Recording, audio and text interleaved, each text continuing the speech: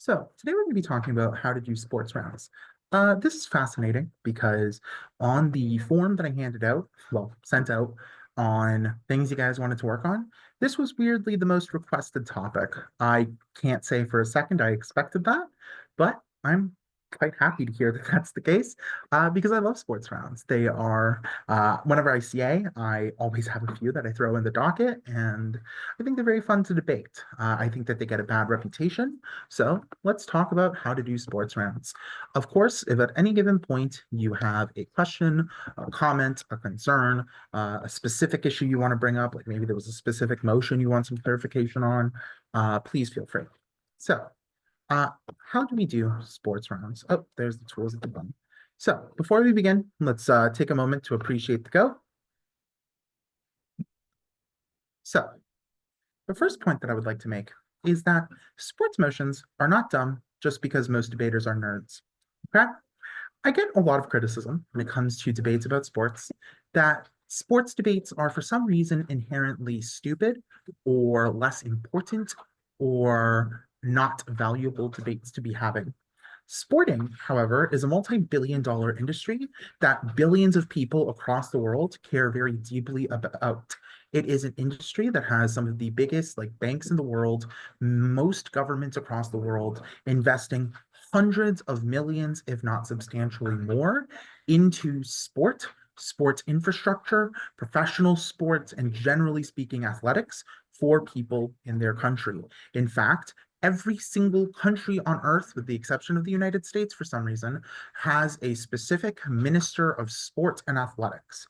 It is a deeply important issue that affects many people.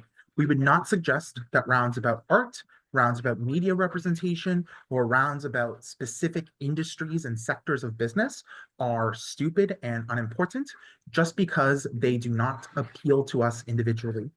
I say this not because I think that any one individual within this club has said something like this. I say this because I think that the primary thing that instantly makes debaters lose sports rounds that they probably shouldn't is that they assume that sports rounds are trivial, low impact nonsense, that if they just, quote, don't know much about sports, they are going to lose, right? Sports have been a significant platform for deeply important social discourses and issues for as far back in history as we can go. In the 1968 Olympics, the American track and field team played a pivotal role in raising awareness towards the civil rights movement in the United States by protesting in the middle of the medal ceremony that they were being awarded. There are plenty of other examples in which the Olympics has been utilized as a source of protest and discourse, right? Muhammad Ali famously was drafted to fight in the Vietnam War and refused to go fight in the Vietnam War, bringing substantial awareness to the intersection of discrimination against Black people in the United States and the imperial violence that the American government and military was imposing on the Vietnamese people. Contemporarily, we're seeing the ways in which sports intersects with our understandings of gender and of race. I list here the shut up and dribble quote that was mentioned on Fox News a couple of years ago in reference to LeBron, who was speaking up about the ways in which Black people continue to be treated in the United States. So just because it is an area of culture and of media that you do not care for very much does not mean that the impacts that exist within these rounds are trivial. Are trivial. We are talking about major businesses. We are talking about major centers of culture. With that in mind, I cannot remember a time in which you've needed to know to do well in a sports round about the specific results of an individual game. I cannot remember a time in which whether or not you can accurately characterize the likelihood of the Toronto Maple Leafs making it to the second round of the playoffs mattered in your ability to do well. Now, of course, if you were trying to characterize such an issue, you would just say it's not going to happen. But that's a side point. This means that when it comes to an understanding of sports, even if you do not care for sports, you do not need to be going into these rounds assuming that you can't do them well just because you struggle to know much about any individual sport. If there is any competitive environment that isn't debate for the love of God. I hate it when people make sports rounds about debate, but that's just a personal gripe. If there is any type of sport or athletic that you are familiar with how it functions as an institution, that is a leg up that you are going to have over others when it comes to debate. This is similar to art rounds, where most people think that art rounds are either about popular TV shows, fine arts, or music. This is untrue. If you are able to know, generally speaking, about a specific part of the arts, you can do very well in arts rounds. The same thing is true about sports. So that's just like the beginning, little intro warmer to this. Part one, most sports rounds are econ rounds in disguise. Okay. If you are able to do rounds about economics, you are able to do rounds about sports in most circumstances. The reason this is true is because, as I said before, major sports teams are multi-billion-dollar companies as a part of very many billion-dollars industries. The way that sports teams make money is going to be an important consideration because in most rounds about sports, most teams end up impacting about issues like, does this make fans happy? Does this, trivially speaking, make more fans want to watch sports? Yes or no? What's important to recognize is that there's, in a sense, a hierarchy that exists for how sports teams, generally speaking, tend to make money. The first and most relevant way in which sports teams make money is through TV revenue. The NBA and every other sports league across the world sells the rights to TV broadcasters to show their game across their network. This is by far the primary way in which most major sports leagues make their money. Meaning that if you're impacting issues about how do we influence fan interest in the sport, you don't just say, does this make people happier when they watch sports? That is trivial, that is going to be difficult to impact.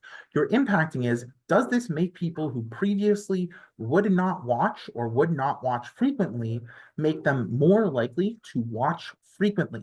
Because that is the tipping point when it comes to whether or not you make sales. The same thing is true when it comes to the second area in which they use to make money, which is ticket sales, right? The second way is you fill up your stadium, you get plenty of people interested to actually show up to your games and watch in the stands, right? So again, when you're impacting about whether or not this makes a fan base happy, what you're really trying to discuss is whether or not this means more people are willing to purchase tickets to go to your game or not.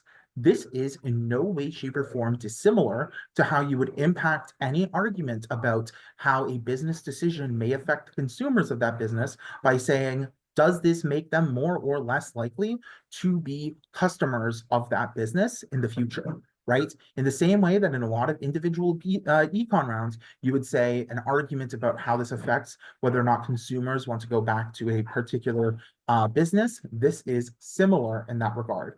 The last two are quite similar, so I'm going to just lump them in together, which is brand deals and merch. The way you are perceived, the whether or not you have star power, whether or not you are popular, all play a role here, right? So again, when you're making arguments about sports, it's important to recognize how they make money, so that way your impacts are attached to this. Additionally, players are just well-paid employees of these companies, right? We often think about athletes as just these individual nebulous cause that exists within sports, right? That they want to do well because they have this vague notion of competitiveness or this vague notion of glory and whether or not they're going to be remembered. The reality is there's a very distinct labor politics to professional athletes, right? They are the employees of the companies that they work for. And this is important because every single major North American sports league, so the MLB, the NHL, the NBA, the NFL, all have strong, well, reasonably strong unions that represent the players, as well as a different independent union that represents the coaches. The reason that I mention this is because when it comes to, does this make things better for the players, you have to be able to consider that this is beyond just an individual contract negotiation between one employee and their boss. If you are able to make an argument as to whether or not this improves labor power in the industry, that is a unique way of analyzing an issue, similar to how it is that you would analyze in a roundabout some level of economic policy that you're implementing on a business, whether or not this, generally speaking, makes the position of workers in a business stronger when it comes to their ability to negotiate, right? And this is also important because, like, again, sports are actually a deeply political and political structure that has many laws that govern the way in which athletes and athletic contracts are meant to be taken. The purpose of this is that while I could try to go through every single type of unique law and how it is that it affects sports, we'd be here for multiple days in a row. The purpose of this is to say that the more that you can understand that this is not just some sort of does LeBron get more or less money, and instead is about whether or not players as a labor class are able to advance, and then talk about the differences between people within a class of laborers, that is to say, in a similar way that we might talk about high performing employees versus low performing employees and the vast disparities that may exist between the wages of different employees in a company. The same type of characterization is able to be applied to roundabout sports. So let's go over some examples, right? I've picked one, two, three, two specific motions and one vague type of motion from rounds that generally happen in rounds from this year to kind of explain what this looks like. So the motion about from Ottawa IV this year about how this house supports the player empowerment era in the NBA.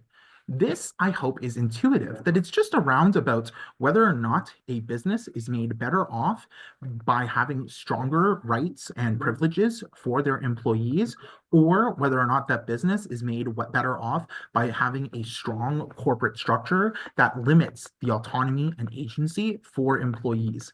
Meaning that in a round like this, you may have heard a lot of arguments about how in 2010, the decision made by LeBron, blah, blah, blah, blah, blah, blah, blah, the effects that this had to competitiveness in the league, blah, blah, blah, blah, blah, how this affects fan interest and whatever. You do not need to be able to cite specific instances of Kevin Durant being a snake to be able to effectively argue whether or not a industry is made better off by having stronger rights for its employees versus having stronger rights for its companies when it comes to making decisions about those employees. Now, of course, how we build specific arguments from this premise is obviously going to be based on things like position and what you expect your opening half to do and a whole host of other factors. But if we're able to break this down and recognize that this is just about what is better for the functioning of a business or what is better for the employees of that business and why we should value the employees more, this becomes a much more digestible debate, even though it seems like it is a spec heavy round about the NBA in particular. The second motion that I've chosen is the one from QDIC this year, which is this house believes that emerging women's sports leagues, such as the PWHL and WNBA, should be majority owned by fans.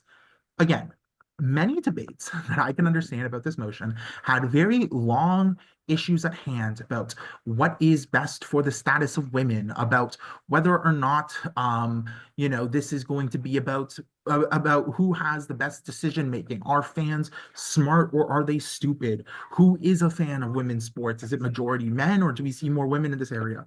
We can cut through all of these frankly unimportant characterizations to a round like this and recognize that this is a round about whether or not new companies are better served by existing in a cooperative business model, a co-op being a business model wherein customers of that business own shares of the business and make decisions about how that business operates, or whether or not they are better served when they are privately run and owned, meaning that you can just discuss whether or not this is an effective business strategy when it comes to an emerging business in an emerging market. If you know that, if you know how to explain that, I don't know, cooperative models are a very sustainable method of business because they allow you to be a lot more measured in how it is that you choose to expand, and you know how to explain that effectively, it frankly doesn't matter that much if you know much about women's sports.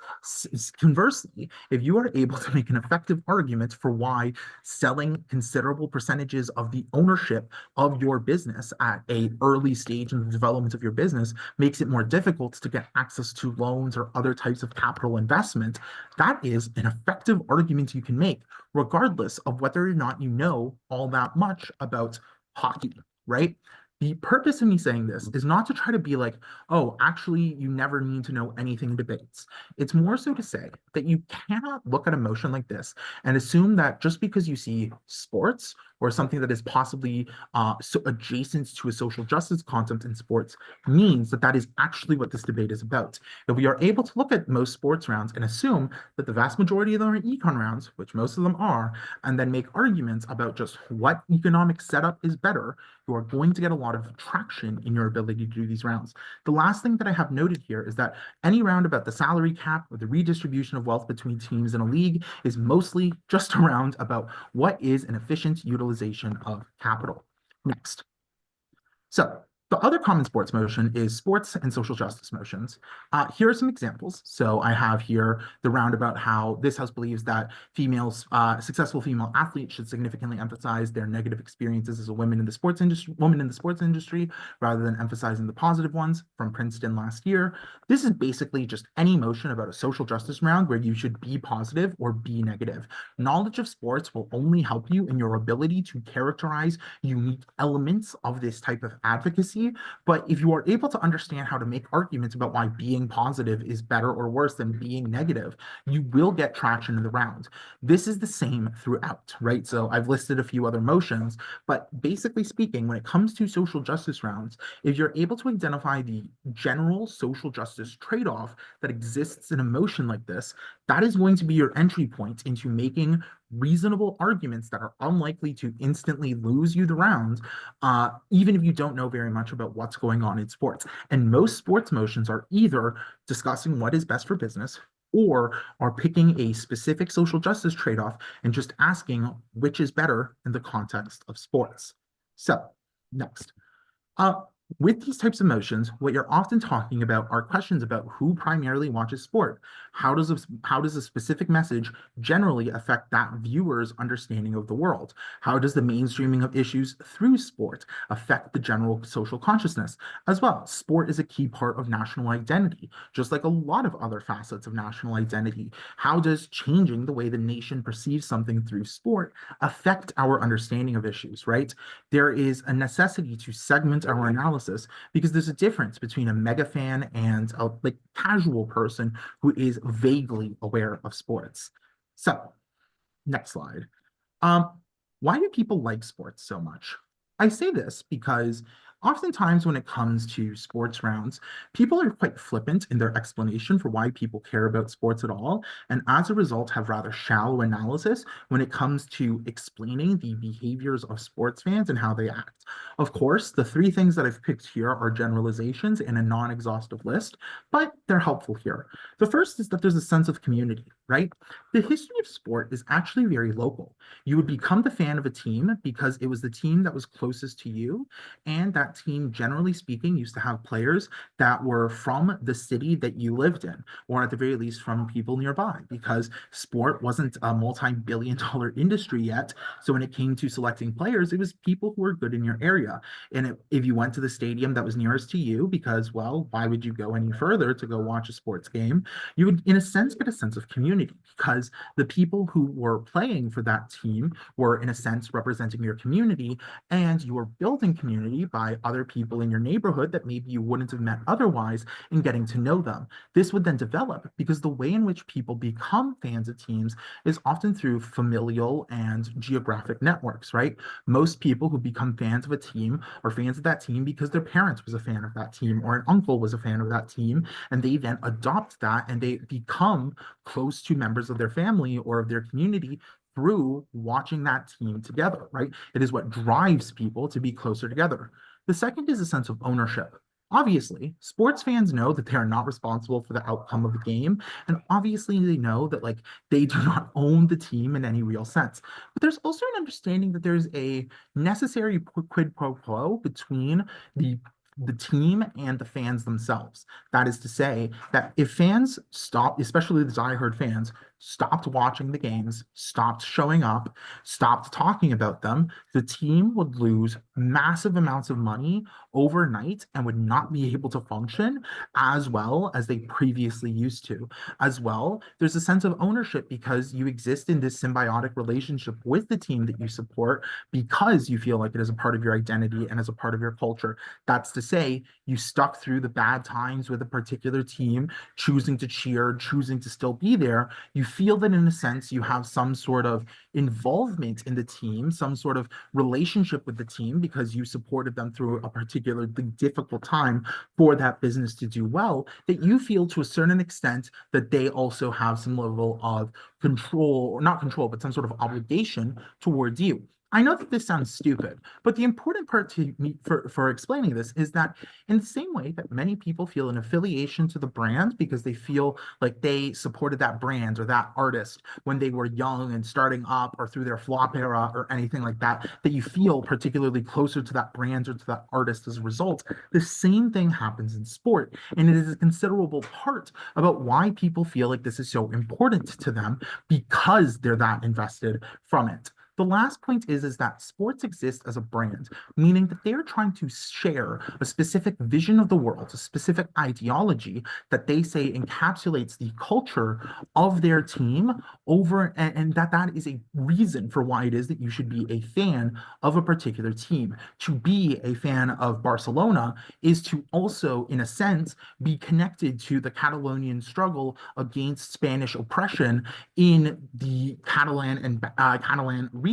To be a fan of Barcelona is, in a sense, to buy into this idea that strength comes from investing in the youth and prioritizing youth development over other considerations. And to be a fan of Real Madrid is to be a loser, is to care about the idea of prestige and of class, and that what you should be prioritizing is this investment in pre-established, elite, high-level, well-known, internationally recognizable talent. And while this all possibly seems a bit marginal, this idea that to be a supporter of a particular team says something about what you think of the world and what you view as important and what you value is, in a sense, a consideration about why it is that people become fans of a team and why they care about the values and culture that a team is meant to be representing.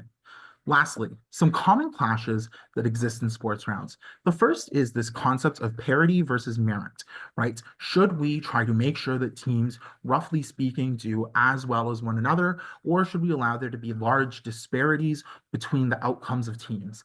This is secretly an economics clash, right? This is just a debate about what type of entertainment is more likely to drive investment, get more fans and seats, and generally speaking, grow the fan base of a sport. Do we get more people wanting to spend money on sports if we think it is a competitive environment where everybody's likely to do just as well as someone else? Or do we get more investment and more money in sports when we have the absolute winners who are very successful versus the losers who lose all the time, right? This is what these clashes are. We can talk about the value of fairness and blah, blah, blah, blah, blah. But fundamentally, the reason why these debates exist is to assess which is better for the growth of sport. The same is true for debates about players versus owners. Should we prioritize the player, or should we prioritize the league or the team or the association or whatever other type of clash we're having, right? This is a clash about the distinction between labor and of capital. It is just around where you're trying to analyze which is better for the functioning of a business, which is more sustainable, which one contributes to more growth, which one contributes to a better, more talented labor force. Any other consideration that you would have when it comes to the distinction between labor and capital is what you are doing in a rounds like this. The last is debates about fan behavior. This one is all encompassing, right? But it's rounds about, the way in which fans should engage in sport, the ways in which fans should be asked to behave when it comes to sport, and just the ways in which fans currently purchase and are involved economically in sport. And basically, you are just talking about the customer actions. You're talking about the reaction of the public. You are no way, shape, or form making a really different arguments than just how do people who watch this media respond, or how do customers of this particular type of business respond to this. And what you're asking is, who is the better actor to better regulate the behaviors of customers or of the general public? Is it the government? Is it a private business? Is it the provision of incentives? Is it punishments, right? You're not doing anything much more deep than that when it comes to characterizing these issues. Oh, yeah, that's the last slide for fun pictures. Anyway, that's all I got for today. I wanted to make sure we didn't go too long. Does anybody have any questions about, shall we say, anything in specific that I brought up? or about a specific rounds that possibly you don't feel is accurately covered within this.